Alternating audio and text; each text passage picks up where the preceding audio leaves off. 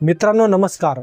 ढेकळ्यांचे पंचनामे करायचे का यापासून सुरू झालेला प्रवास आता नुकसान झालेल्या शेतकऱ्यांना भरपाई देण्याचा इथे विचार करण्यात येईल इथपर्यंत येऊन पोहोचलाय। तर मित्रांनो, मे महिन्यात झालेल्या अवकाळी पावसामुळे बऱ्याचशा शेतकऱ्यांचे इथे मोठ्या प्रमाणात नुकसान झाले। यामध्ये विशेषतः फळबागांचे मोठ्या प्रमाणात नुकसान झालंय।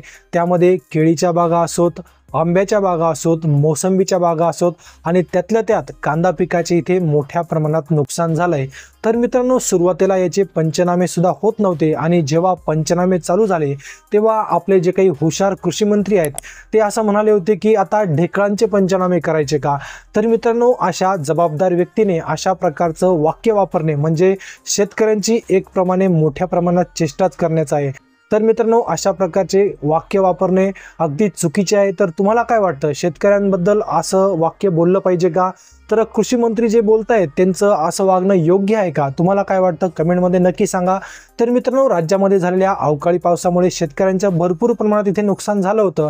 तर सुरुवातीला पंचनामे तर होत नव्हते। तर आता राज्य मंत्रिमंडळाची जी बैठक झाली होती त्याच्यामध्ये आता मंत्रिमंडळात एक निर्णय घेण्यात आला आहे।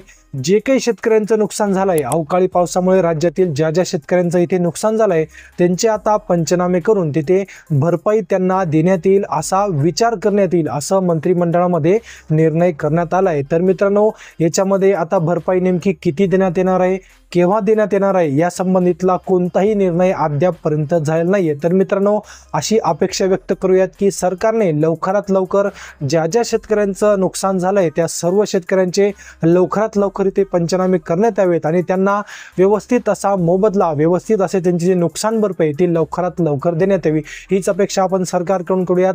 तर मित्रांनो, व्हिडिओ जर का तुम्हाला आवडला असेल तर व्हिडिओला एक लाईक नक्की करा आणि सर्व शेतकऱ्यांपर्यंत व्हिडिओला नक्की शेअर करा आणि अशाच महत्त्वपूर्ण व्हिडिओसाठी आपल्या चॅनलला लवकरात लवकर सबस्क्राइब करा। तर पुन्हा भेटूयात पुढच्या व्हिडिओमध्ये।